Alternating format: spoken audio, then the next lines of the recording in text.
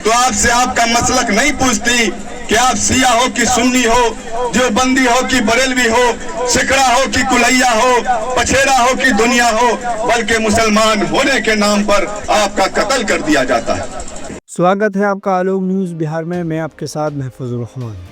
जैसा कि आपको पता है, अभी सियासी हलचल तेज़ है और बिहार में विधानसभा चुनाव होने वाला है। हर पार्टी के नेता नुक्कड़ सभाएं, जनसभाएं और जनसंवाद कार्यक्रम करने जा रहा है। इसी बीच हमारी मौजूदगी है अररिया के सिसौना गांव वार्ड नंबर 18 में। यहां पर AIMIM के जो अररिया विधानसभा से विधायक प्रत्याशी हैं जनाब राशिद अनवर जी, उनके एक जनसभा में आने का एक मौका मिला।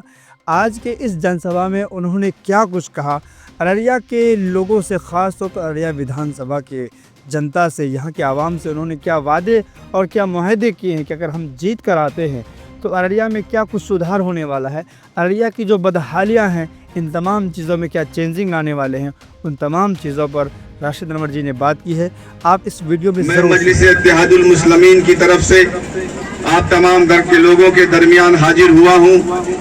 मैंने जब इस पार्टी को लाया था तकरीबन आज से 10 साल पहले, उस वक्त ओवैसी साहब को लोग बहुत कम जानते थे। वही लोग जानते थे जो बाहर हैदराबाद वगैरह शहरों में रहते थे या बड़े सियासतदान थे। उस वक्त कोई 3 तलाक का मुद्दा नहीं था, कोई बाबरी मस्जिद का मुद्दा नहीं था, कोई NRC का मुद्दा नहीं था। मैं जब पार्टी को लेकर यहाँ पर आया उस वक्त मैं पूरे जिला में अकेला शख्स था। जब मैं इलाकों में लोगों में घूम रहा था तो लोग मुझ पर हंस रहे थे, लेकिन मुझे इस चीज का एहसास था कि लोग आज हंस तो रहे हैं मुझ पर और मेरी पार्टी पर, लेकिन ये वक्त ऐसा आएगा जब लोगों के दिलों में हमारी और हमारे पार्टी के लिए एक बेइंतहा मोहब्बत पैदा होगी।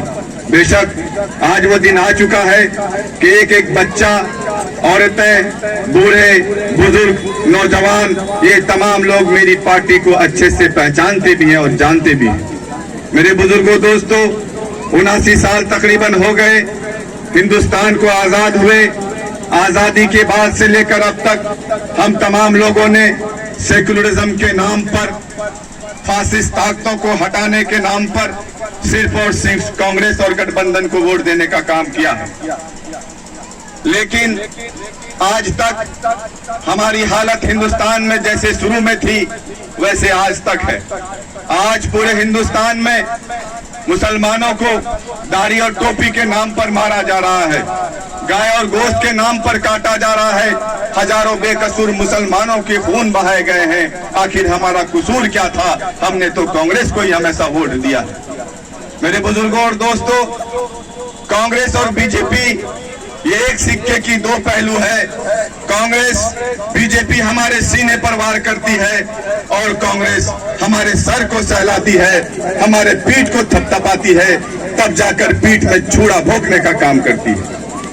आखिर इन 76 सालों में हम लोगों ने कांग्रेस की सरकारें बनाई, लेकिन हजारों बेकसूर मुसलमान टाडा और कोटा जैसे कानून के शिकार हुए जो कांग्रेस ने लाई। सैकड़ों मुसलमान नौजवान जिन्होंने अपनी जिंदगी जेलों में गुजार दी, कितने की तो मौत भी हो गई। कब हमने कांग्रेस का साथ नहीं दिया? टाडा और कोटा जैसे कानून कांग्रेस के ही दौर इख्तिदार में आए। बाबरी मस्जिद की शहादत कांग्रेस के ही दौर इख्तिदार में आया। बाबरी मस्जिद के अंदर मूर्ति कांग्रेस के ही वक्त में रखवाई गई। नबी के शान में गुस्ताखी की गई। कुरान करीम की बेअदबी हुई। मेरे बुजुर्गों, दोस्तों, हमारा कसूर क्या था? हासिमपुरा का वो ईदगाह का मंजर याद रखिए, जब 256 नमाजियों के सीने को गोलियों से छलनी कर दिया गया था। उस वक्त भी कांग्रेस की हुकूमत थी। मुझे तो अफसोस होता है, मेरे बदन के रोंगटे खड़े हो जाते हैं जब मैं गुजरात के उस दंगे को याद करता हूँ। 2002 का वो वाकया जहाँ गुजरात में एक भाई के सामने उसकी बहन की इज्जत को लूट ली गई, एक बाप के सामने उसकी बेटी की इज्जत को लूट ली गई, एक बूढ़े बाप के कंधे पे उसके जवान बेटा का जनाजा जा रहा था। तसव्वुर कीजिए उस बाप के ऊपर क्या बीतता होगा। इन जालिमों ने यहीं तक नहीं किया, बल्कि हमारी माँ बहन जो हामिला थी जिनके पेट में मासूम बच्चे पल रहे थे, इन जालिमों ने चाकू से चाक कर उनके पेट में पल रहे मासूम बच्चों को नेज़े की नोक पर निकालकर आग में और हवा में लहराने का काम किया था। दिल्ली की हुकूमत, कांग्रेस सरकार अगर इन भाजपाई गुंडों को नरेंद्र मोदी और अमित शाह को सजा देती तो आज ये नरेंद्र मोदी और अमित शाह पूरे हिंदुस्तान में इस तरीके से आग लगाने की कोशिश नहीं करता। बीजेपी को मजबूत करने वाले का नाम कांग्रेस है। इसलिए मेरे बुजुर्गों, दोस्तों, आप जब इलेक्शन का वक्त आता है तो लोग आपके दरमियान में आते हैं, जो कांग्रेसी गुलाम हैं वो आपके बीच में आकर कहते हैं कि बीजेपी को हटाना है, महागठबंधन को जिताना है। आपने इतने दिनों से महागठबंधन को, कांग्रेस को वोट तो दिया, लेकिन नतीजा कभी कुछ नहीं निकला। इसीलिए मैं आपसे ये कहता हूं कि आप सरकार बनाने की फिक्र मत कीजिए। सरकार जिसकी भी बनेगी, हलाक और बर्बाद मुसलमान को ही होना है। इसलिए आप सरकार नहीं बल्कि ऐसी आवाज को वोट दीजिए, ऐसे आवाज को मजबूत कीजिए जो इन जालिमों के आंख में आंख डालकर आपके हक और हुकूक, आपके इंसाफ की लड़ाई को लड़ता हो। मेरे बुजुर्गों, दोस्तों, जनाब बैरिस्टर असदुद्दीन ओवैसी साहब वाहिद वो शख्स हैं जो उन 543 के दरमियान उन जालिमों से आंख में आंख डालकर आपकी शरीयत की हिफाजत के लिए बोलते हैं, हमारी माँ और बहन की, बेटी की इज्जत और असमत की हिफाजत के लिए बोलते हैं, हमारे इबादत गाहों की हिफाजत के लिए बोलते हैं, और ये मजलूम मुसलमान की आवाज को बाकी से उठाते हैं। इसीलिए आप तमाम लोगों से ये कहता हूं कि आप तमाम लोग उस आवाज को मजबूत कीजिए। हमेशा से आपने सरकार बनाई, आप इस बार सरकार बनाने की फिराक में मत रहिए। सरकार बनाने के नाम पर आपने एमएलए को वोट दिया।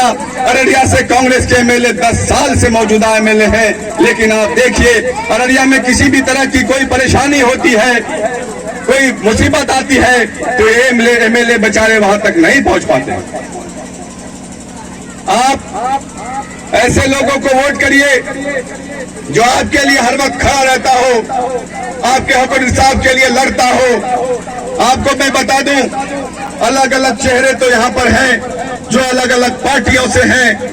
मुसलमानी चेहरे हैं, कुछ जदयू में हैं, बीजेपी में है, कांग्रेस में है, आरजेडी में है, दिगर पार्टियों में है।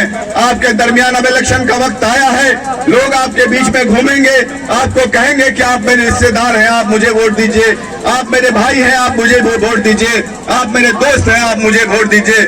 आप उन तमाम लोगों से पूछिएगा कि जब कल एनआरसी का मामला हुआ था उस वक्त पूरे हिंदुस्तान का मुसलमान सड़कों पर खड़ा था, तुम कहां थे? तुम तो कहीं पर नजर नहीं आए। जब बाबरी मस्जिद का मुद्दा हुआ तुम कहां थे?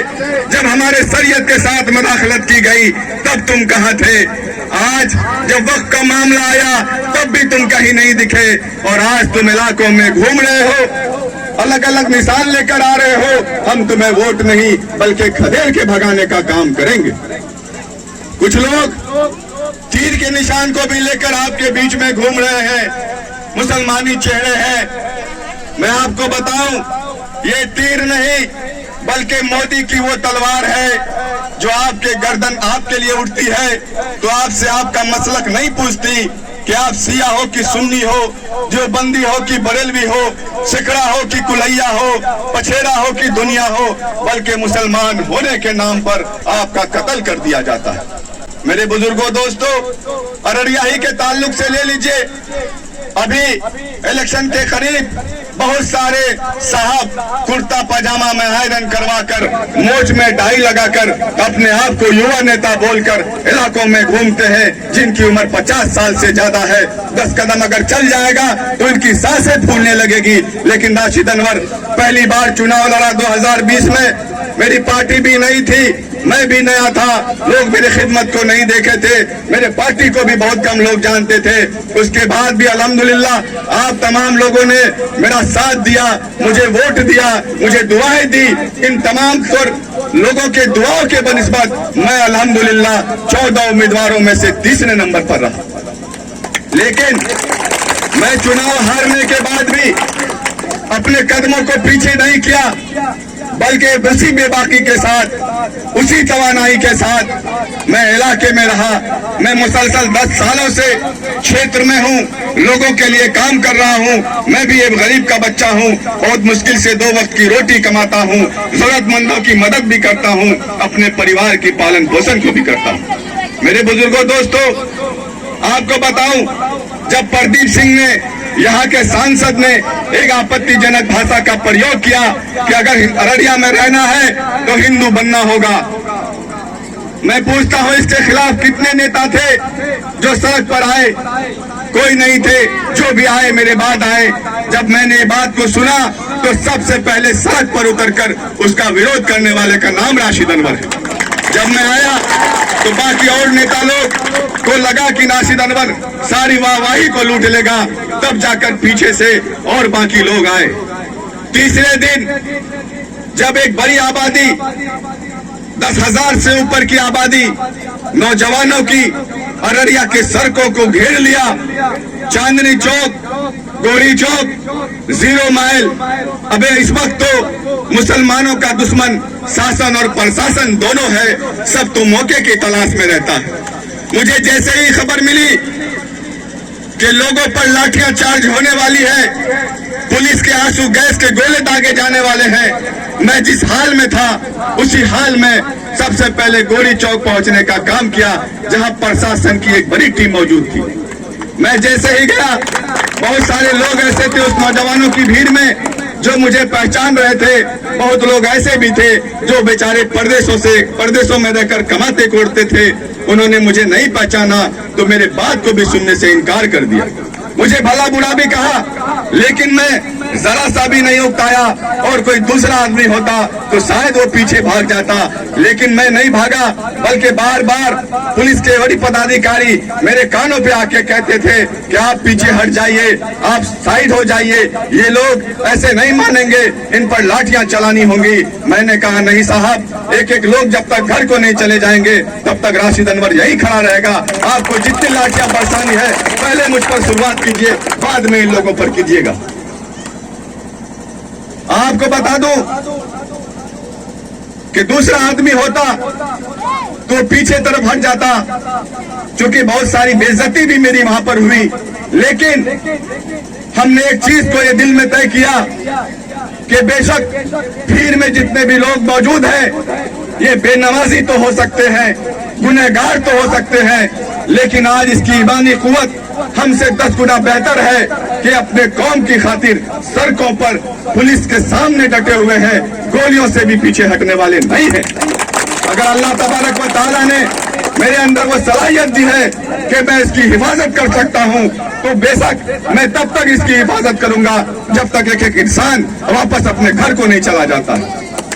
कोई आदमी अगर यहाँ से भी वहां पर था तो उनसे पूछिए, अपने दिल पे हाथ रख के ये कहेगा कि पुलिस के द्वारा, चाहे वो 0 माइल हो, चाहे वो चांदनी चौक हो, चाहे वो गोरी चौक हो, एक थप्पड़ लगने मैंने किसी को नहीं दिया। उसका नाम राशिद अनवर था।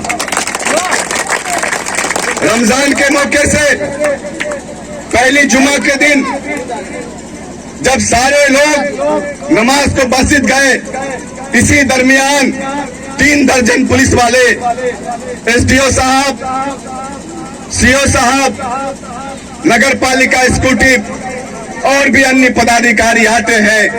आकर टाउन हॉल से लेकर बर्मा सेल तक के लगे हुए सारे दुकानों को तोड़ देते हैं।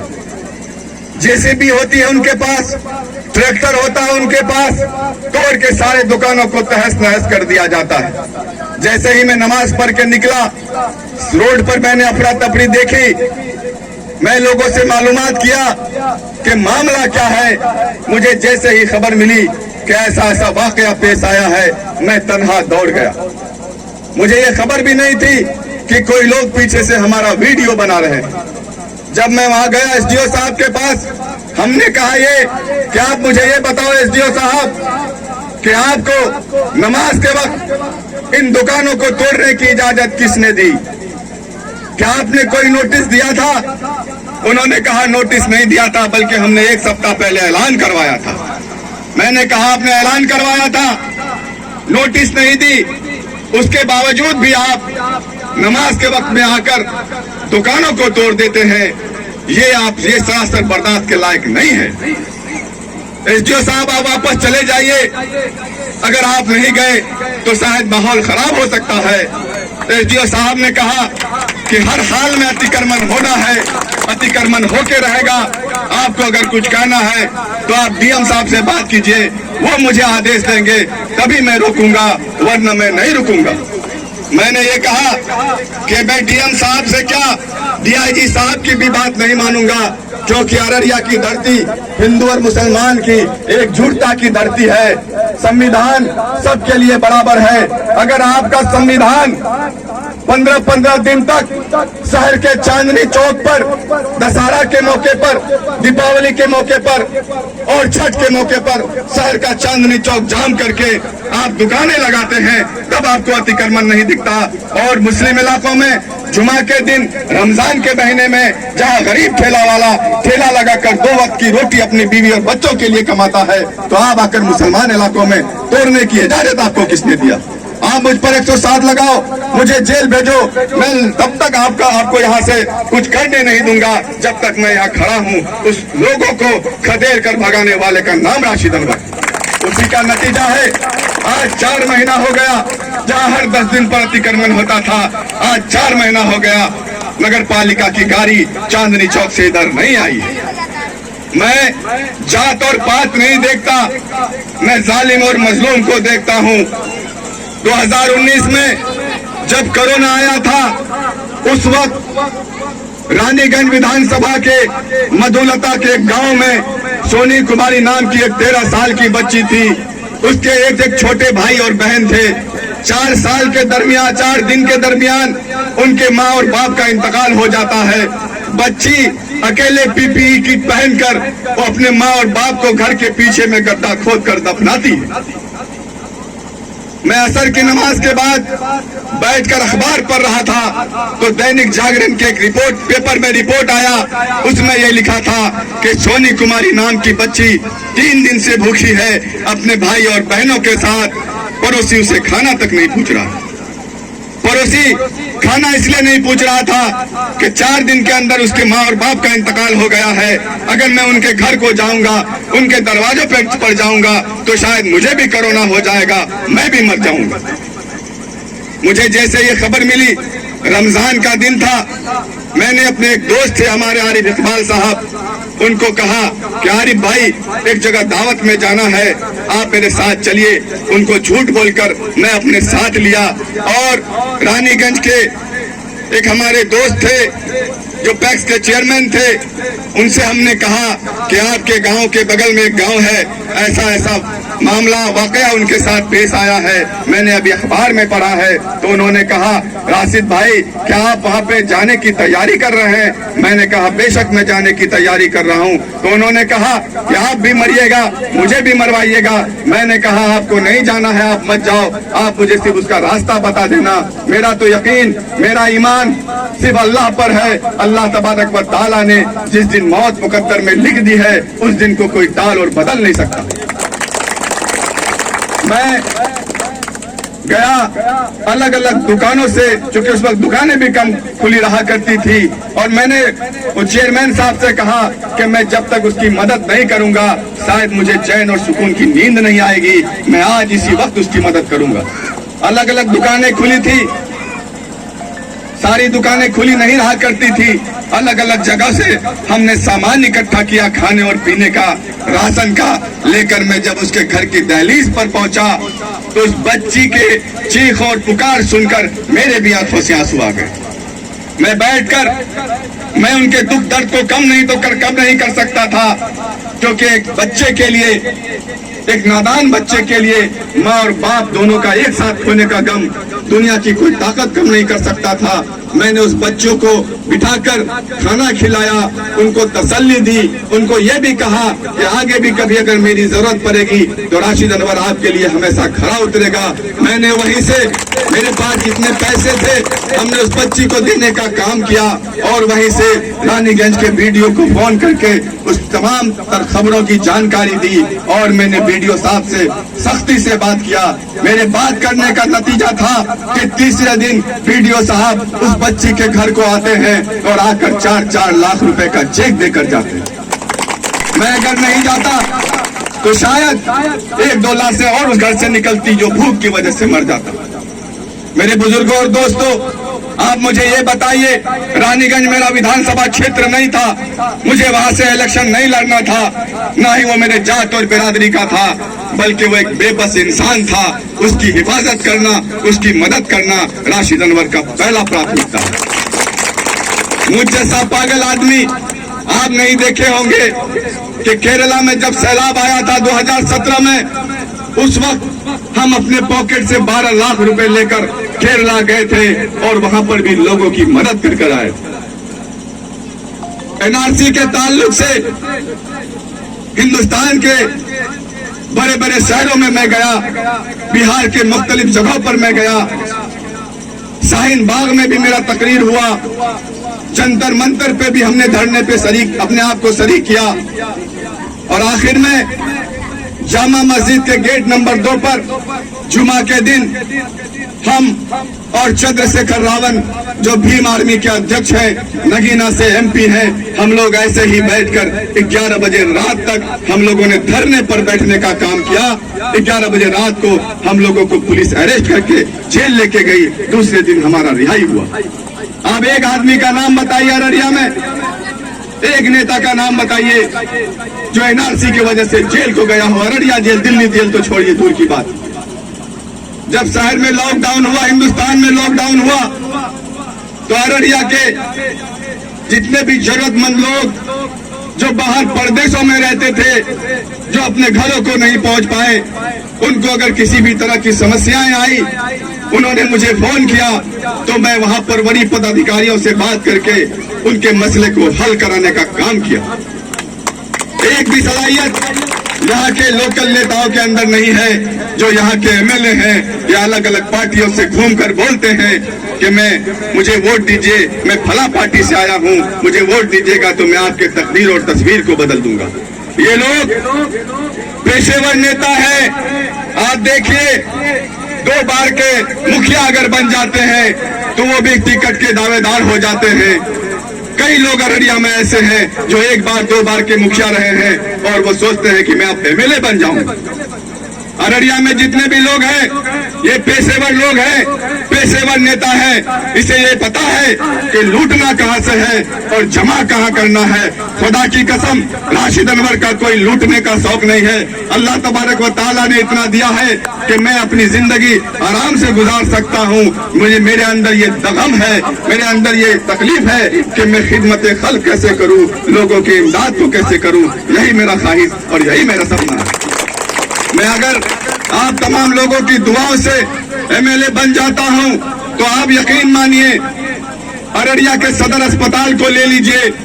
अमीर लोग तो बड़े प्राइवेट अस्पतालों में जाते हैं, अपने घर के लोगों का इलाज करवाते हैं, लेकिन गरीब बेचारा जिनके पास कमाने और खाने के अलावा कुछ नहीं है, उनके घर के बच्चे लोग जब बीमार पड़ते हैं तो वो अस्पताल को जाते हैं। आप सदर अस्पताल जब जाइएगा तो वहाँ पे हर मर्ज की बस 2 ही दवा देकर आपको भेज दी जाएगी और कहा जाएगा बाकी दवाई बाहर ले लीजिए।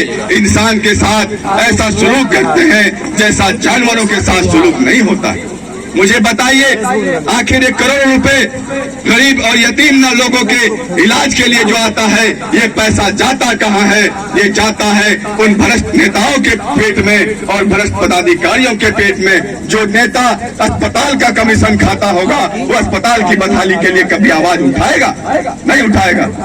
मैं आपको यकीन दिलाता हूँ कि राशिद अनवर अगर एमएलए बन जाएगा तो अस्पतालों में सारी दवाइयां आपको दी जाएगी। अस्पतालों में डॉक्टर भी 24 घंटा उसी कुर्सी पर बैठ के रहेंगे जिस कुर्सी पर दिन में बैठ के रहते हैं। आप रात को जाएंगे तो डॉक्टर अपने रूम में बंद होकर आराम से सोता रहता। दूसरी बात, आज मुझे बोलते हुए बहुत अफसोस हो रहा है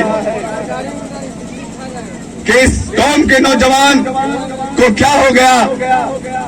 मैं दावे के साथ, यकीन के साथ कहता हूं कि अगर ये नौजवान नहीं सुधरेंगे तो आने वाले 10 साल के बाद आप इस कौम के नौजवान को खोजेंगे तो चाहे तो वो पागल खानों में मिलेगा, अस्पतालों में मिलेगा, जेलों में मिलेगा या कब्रिस्तानों में मिलेगा। आज ये नौजवान नशे के आदी हो चुके हैं। इसमें गांजा, कोरेक्स और तरह तरह के इंजेक्शन का शिकार हो चुके हैं। ये अपने वालिद की भी बात को नहीं मानते, आस पड़ोस बस्ती समाज रिश्तेदार को तो जाने दीजिए। मैं जैसे ही एमएलए बनूंगा, मुझे ये फर्क नहीं पड़ता है कि नशा माफिया मेरा विरोध करेंगे, नशा माफिया मुझे वोट नहीं देंगे। मैं वोट की राजनीति नहीं करता हूं, मैं इंसानियत की राजनीति करता हूं। मैं आपको यकीन दिलाता हूं कि अगर मैं एमएलए बन गया तो मैं तमाम तरीन नशा के कारोबारियों पर शिकंजा कसने का काम करूंगा। आपको बता दूं, जहां पर जहालत होती है वहीं पर गुर्बत भी होती है, और जहां पर गुर्बत होती है वहीं पर बुराई भी होती है।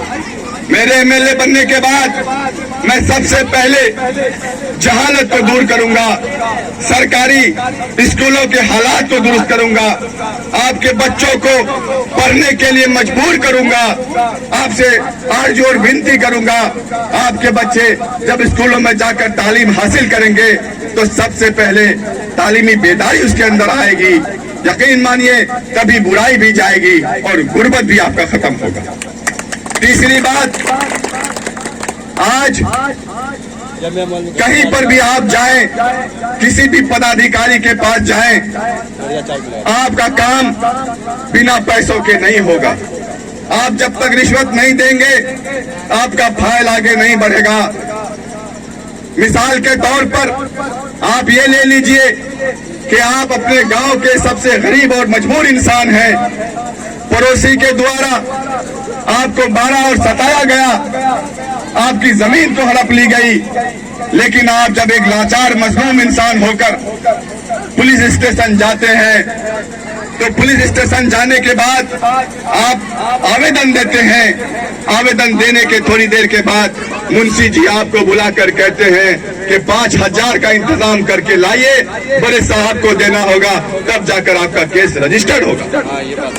और एक जालिम जिन्होंने आप उनके जमीन को भी छीना, जिन्होंने उसको 12 पीटा भी, वो जाकर 10,000 रुपया दे देता है तो वो केस दफन हो जाता है। मैं आपको यकीन के साथ ये कहता हूं कि सबसे पहले मैं भ्रष्टाचार को खत्म करूंगा, घूसखोरी को खत्म करूंगा। 6 महीने तक मैं किसी भी पदाधिकारी का ट्रांसफर और पोस्टिंग को रुकवा दूंगा। मैं उनसे मांगूंगा कि जब आप अररिया आए थे उस वक्त आपके पास संपत्ति कितनी थी, जब आप अररिया से जा रहे हैं उस वक्त आपके पास संपत्ति कितनी थी, कितनी है, आपकी कमाई कितनी थी, आपके पास इतना पैसा आया कहां से? मैं जांच बिठा दूंगा। मेरे बुजुर्गों, दोस्तों, अभी इलेक्शन में वक्त है, 2 महीने तकरीबन बचे हुए हैं। आप देखिए, अगर मुझसे ज्यादा कोई सलाहियतमंद है, मुझसे ज्यादा कोई तालीम याफ्ता है, मुझसे ज्यादा कोई बेबाक है, मुझसे ज्यादा कोई कौम की हमदर्दी और मिल्लत की दर्द अपने अंदर रखने वाला है, तो बेशक आप उसे वोट कीजिएगा। आप देख लीजिए।